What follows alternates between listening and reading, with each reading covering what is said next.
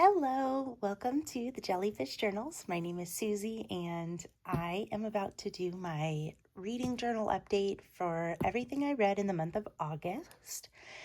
If I sound a little stuffy, I woke up with a head cold this morning, but that's going to happen when you are testing kids one at a time and they keep sneezing all over your table and stuff.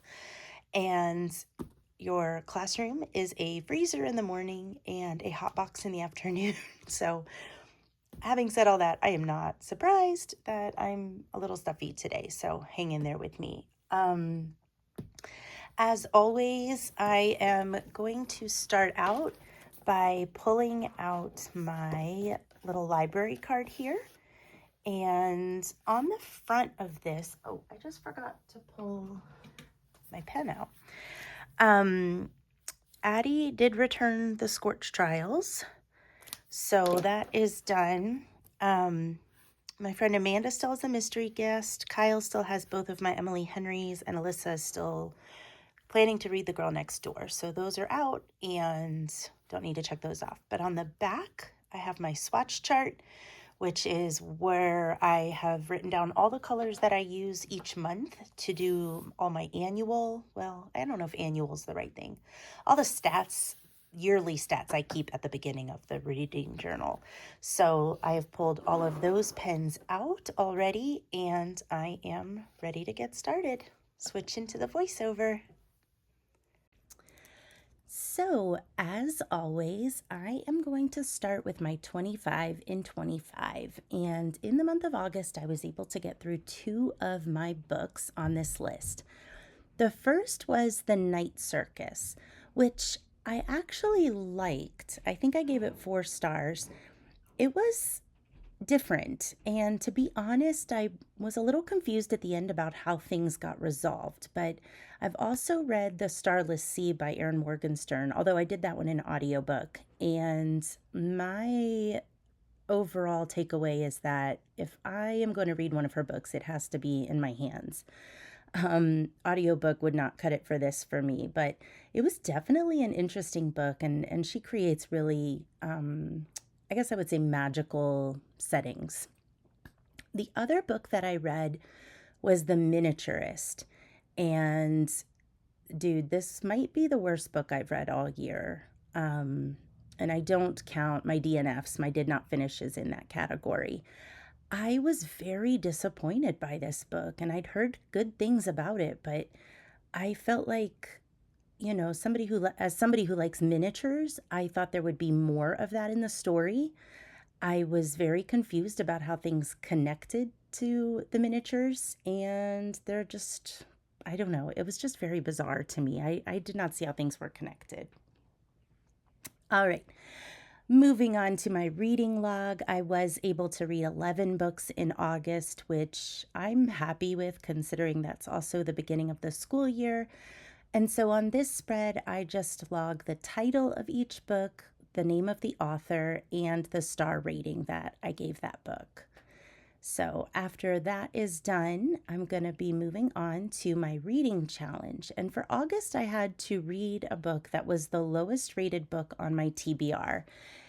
It did take a little digging to figure that out. I'm going to have to see if I can remember how I did determine that. But this book, Schooled, which I got in a little free library last year, was my lowest rated. I gave it 3 stars. It was okay. I'll talk more about that later.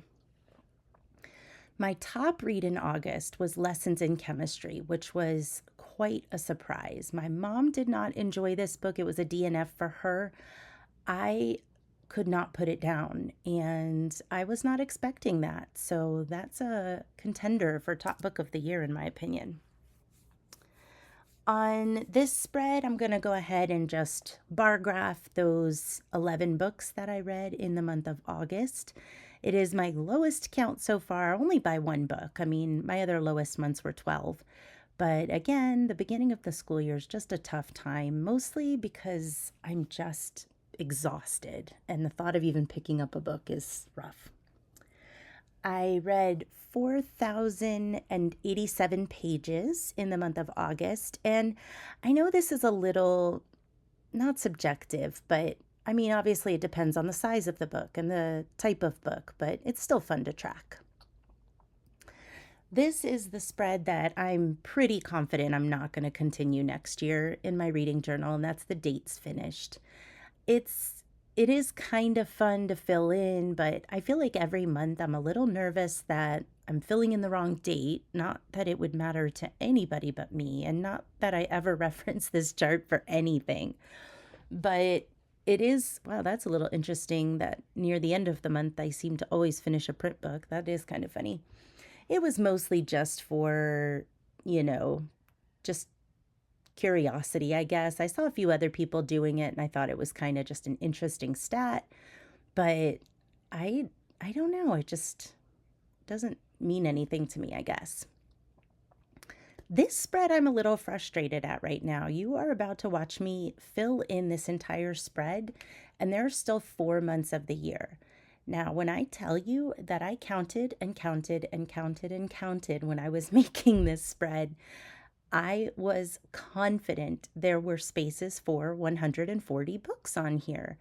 So I don't know if when I did that, I was counting petals. I really don't think I was, but you're about to see me fill in this entire spread, and I've read 101 books, I think, this year so far as of this video.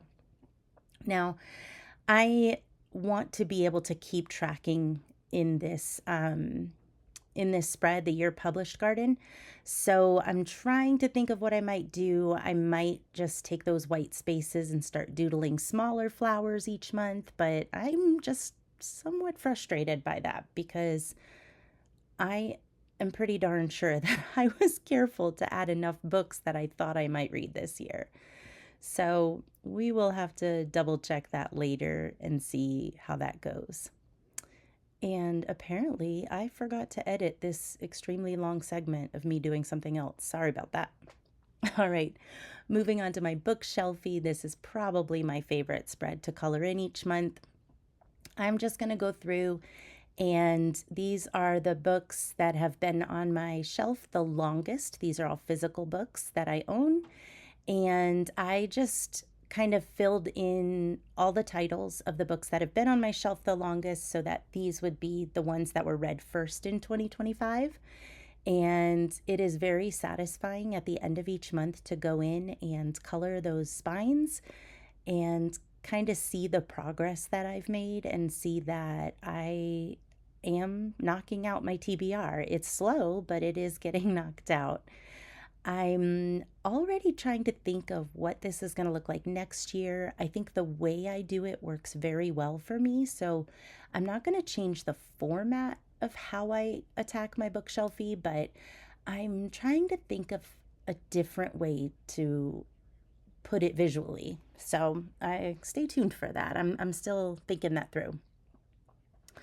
Genres spread is another one that I am definitely rethinking for next year. You can see I've squeezed in horror and dystopia, and I probably have some other categories I could squeeze in there.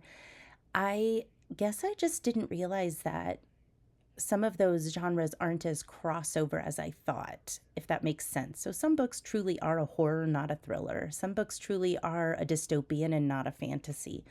So just something to think about for next year. I'm trying to think of how I can spread that out a bit. And the same thing with my new book spread. I found I acquire books from all kinds of places. And this month I actually acquired 3 books from Facebook Marketplace, which was a first for me. I haven't done that before, and I wasn't quite sure where that would fall under in the category. So I end up squeezing it in with Amazon. Pardon me. And I think, yeah, I think I just want to break it down a little bit more next year. Maybe separate ARC and Goodwill. Maybe separate Second and Charles with another, with a separate used bookstore category for more local small businesses, as opposed to Second and Charles, which I know they have shops around the country. These are my annual stats. So I always fill in the number of books I read, the number of pages I read, how many books were print, digital, audio, how many new books I bought, and or acquired, because I don't always buy them. Sometimes they're a gift or a little free library, and how many books I did not finish. And then I also leave a little space for notes at the end. I cannot wait to get to the end of the year and write all of those totals on the right-hand side. I think that is just going to be so satisfying. And I'll be honest, I was a little bit nervous when I really dove in and started this journal that it would be something I would end up not having the time for, or I would get tired of it. And so I'll be honest, I'm 4 more months of the year, and I'm just really proud of myself that I've kept going. And I think making it this far is enough encouragement to keep going. I decided in the notes section I would just write back to school and draw a little apple there, because that's why those numbers are lower than any other month. I am happy with that. My A to Z challenge, I did read Every 15 Minutes by Lisa Scottolini. I had never read anything by her before. I'm reading another book and the author's name starts with an X, so I'm trying to decide if that counts or not. But I'm also okay if I don't finish my A to Z. For my Read the World challenge, I actually read 3 books that took place in the United States, one in Florida, one in Indiana, and one in New Hampshire.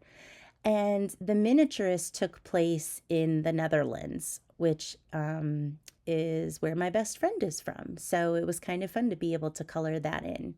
I think it was the miniaturist that took place there. But yeah, filling that in little by little. For my book bingo, it's getting a little tricky because 3 of the categories were seasons, and I never think about the season when I read a book, or the book covers a longer span than one season. But the Frida McFadden book, Do Not Disturb, definitely took place in the winter, so I was able to put that in there.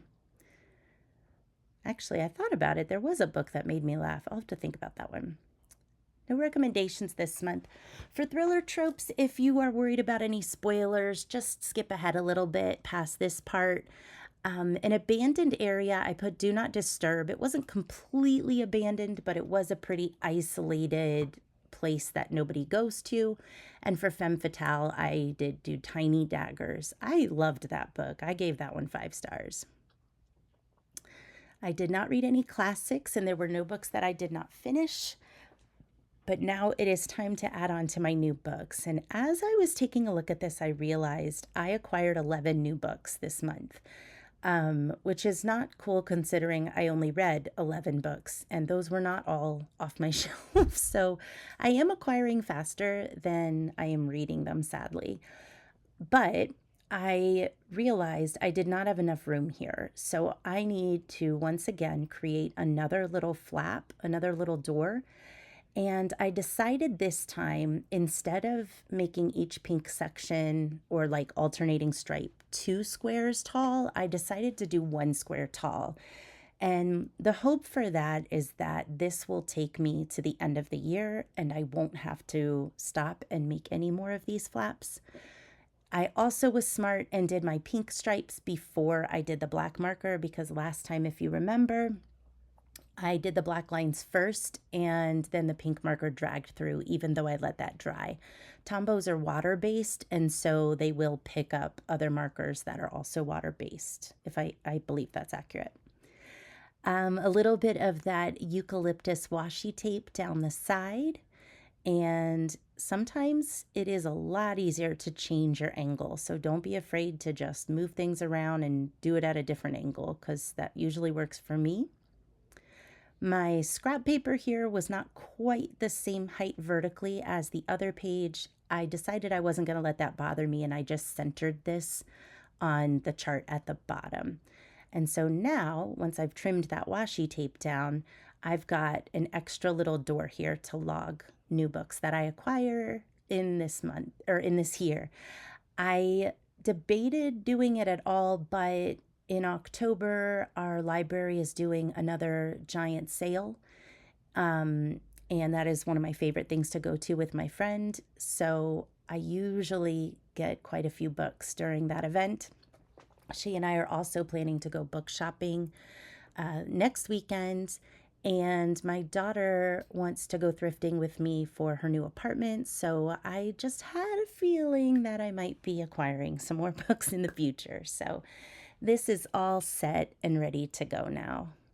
Hopefully, it lasts me to the end of the year. So now that all my yearly things are finished, I'm going to tuck my little library card back in the beginning of the book, and now it's time to head to August for those August-specific stats. So the first thing that I track every month in my monthly stats are the 4 books, or I should say the 4 or 5 books that I had planned to read that month. I knew August was going to be crazy with back to school, so I only put 4 books on this month, one of which was my reading challenge book. In this case, that was Schooled, which again, I'll talk more about on the page next to this. You'll see The Miniaturist and The Night Circus, which both of those were my 25 and 25. And then I usually just throw in a couple off my print TBR. So these will always be books that I physically own, and that's another way that I'm trying to slowly get through my bookshelf, is to always make sure that whatever books I'm reading next are taking down those numbers a little bit. I decided that since this dark teal was quite dark, it would be nice to use it to help decorate the spine of a book. And part of the reason the spine of the book Schooled caught my eye, well, I should say, okay, sorry. This is what happens, guys, when my brain gets fuzzy and I'm not feeling well. I cannot process thoughts very well. But part of the reason that book Schooled caught my eye is the spine is really pretty. It has purple stripes horizontally on the spine. So I thought that would be kind of fun to give a little nod to the spine. I do not plan to keep the book Schooled. I am going to return it to a little free library, but it will live on in my memory forever on this page. Sometimes I Lie by Alice Feeney was pretty good. I think I gave it 4 stars. A little confused about how it ended. So I need to do a little digging and just make sure I was understanding it properly. That does happen to me quite a bit in books, and sometimes I'm a big rereader, which is kind of cool when you're trying to teach 3rd graders how to check for their understanding. It's nice to be able to honestly tell them that I reread things all the time to make sure it makes sense to me, but sometimes even after rereading things a few times, I'm still just feeling like I missed something. So that might be something I need to go back and double check. For The Night Circus, I decided since there's an oceany theme, I was just going to kind of make some little lines and wiggly things. And I don't know if it resonates well here or translates well here, but in person, it does kind of look like water on the side of the spine. So just tried to make it a little bit more fun. All right. And on this spread, this is for my reading challenge. I'm doing the reading challenge on STORYGRAPH. I think it's called the Easy Reading Challenge. And they just give a different prompt each month. The prompt for August was to read the lowest rated book on my TBR. So I think what I did is I started with books on my TBR that I hadn't heard of. I figured if it's getting a lot of press, it's probably high rated or higher rated. I had never heard of this book and some others, so I think I went to Goodreads just to kind of see what the overall rating was. And I can't remember, but I think this had like a 3.2 or something like that. It was in the 3s for sure, which is what I also gave it, was 3 stars. I was a little frustrated about the teachers in the school in this book, and as a teacher, I don't know, I just wasn't thrilled with it. So not a favorite, definitely understand the low rating. And now I'm going to move on to the new books. This is where I also record the new books, but this will be just the new books I got in August, whereas the other spread was all of the new books I've acquired in 2025. So this little card, all I did was write the titles on it this time, and I'm going to slide that little card right back in there. And now it's time to glue down the covers for my 3 top reads. I did read more than 3 5-star books in August, but these were the 3 that I think stood out the most to me. So Tiny Daggers was the book that took place in Florida. I also read Not Dead Yet by Phil Collins. He is my all-time favorite artist. And I did his audiobook and he narrated it himself, which was pretty cool. Um, and then the other one was Lessons in Chemistry, which is a no-brainer considering I said that was my top read for the month overall. So taking advantage of that dark teal color again, there aren't many places I can use it as a highlighter or as a line, like skip a line to write over it because it is so dark, but it worked out perfectly to add a little bit more of a darker color to this spread. All three of these books were 5 stars. Highly recommend all three of them, especially if you're a Phil Collins fan. And this page is where I'm going to record all of my August stats, just the specific stats for this month. So the same stats that I recorded on my year in review spread, except again, whereas that spread is logging everything from the whole year, this is just my August stats. So I did only read one digital book and I finished it at the very beginning of the month. I tend to read my digital books right before I fall asleep. And sadly, for the one I'm currently reading, it has taken me the entire month of August, and I'm into a little September a little now, and I'm still not done with it because I just keep falling asleep. And it's not because the book is boring, it's because August is the most draining month of the year for teachers. You can ask any of us. And so I have just been passing out so much earlier than normal, especially after a summer where I just have more time, of course. So only one digital book, 6 print books, which I'm happy with, and 4 audiobooks. The only problem with the 6 print books is, like I said, I acquired 5 more books for my physical shelf than I did read off of my physical shelf. So that is not the way to take down your TBR, is to keep adding to it. But I am pulling 5 books, off of my shelf that I'm going to donate to a little free library near me that I walk by often.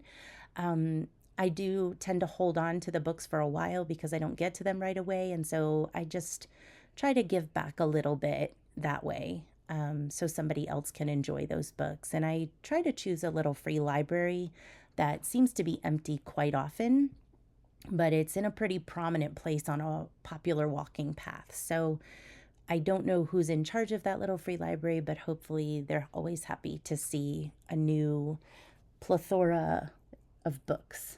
And that doesn't feel like the right word, but we'll pretend that it is because, again, my brain is a little fuzzy right now. So the last spread that I do every month are the books that I read. And this is where I will just glue down the covers of all the books I read in the order that I read them.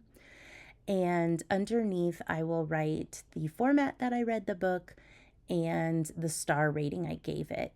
And it's just kind of a nice visual. Sometimes I remember the cover of a book. Like if you ask me if I've read a book, I might not remember if I've read it or if I've had it or if I've seen it at Target. But if I see the cover of the book, I will remember if I read it. And most of the time, I'll even remember what format I read it in.